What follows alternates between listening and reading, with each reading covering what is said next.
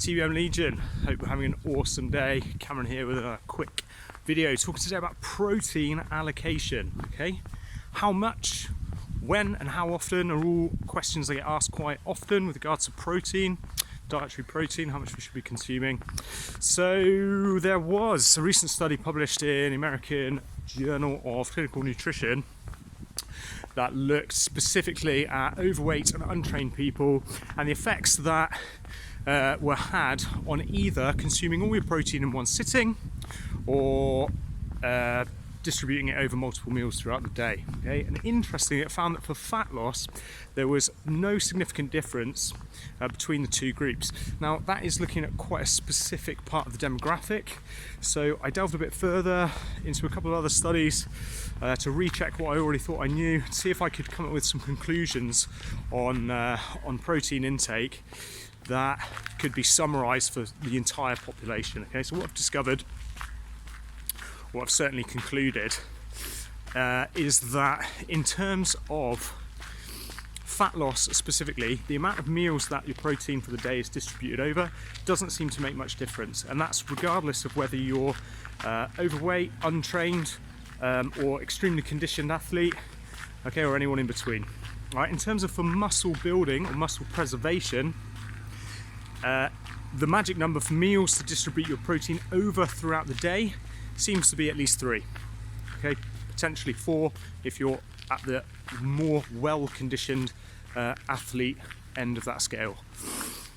In terms of amount of protein to consume, the number that seems to come up very often in a number of studies that I've looked at as being the recommended minimum intake to ensure that while you're looking to lose weight, while you're burning fat, in order to conserve the most amount of muscle and to potentially even be able to build new muscle during that time, 1.6 grams of protein per kilogram of body weight seems to be the minimum, all right? Not the magic number, that's the minimum recommendation, okay? Anything up to about 2 grams per kilo of body weight, depending on which study you look at.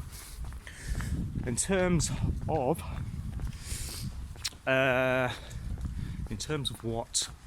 what am I saying? In terms of conserving muscle specifically, interestingly, there were 2 studies that both looked at time restricted feeding window. Okay, so in other words, that's how much of the day you allow yourself to consume your calories within. That found that 8 hours, an 8-hour feeding window, had the best results in terms of preserving muscle mass whilst losing weight. All right, and that's not the first time that I've come across data that suggests that. There's a very interesting area at the moment, this whole kind of intermittent fasting type scenario, time restricted feeding, seems to be in 8 hours is a pretty magical number for losing weight while conserving muscle. The other point that I wanted to mention as well is that there's this kind of number of 25 to 30 grams that's been mythologized as the most amount of protein you can eat in one sitting before the body starts to do nothing with it, all right? And that anything you eat above that is wasted.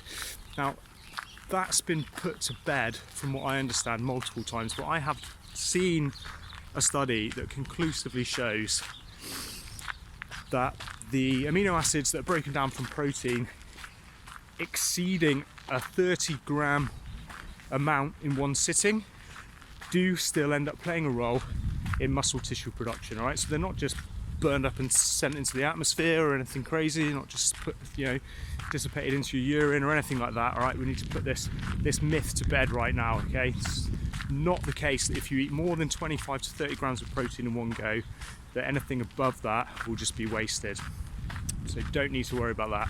I hope you found this information helpful. Check out my other videos, DM me for any advice, tips, whatever you want, just to say hello if you're lonely. Put it into practical action today and accomplish more.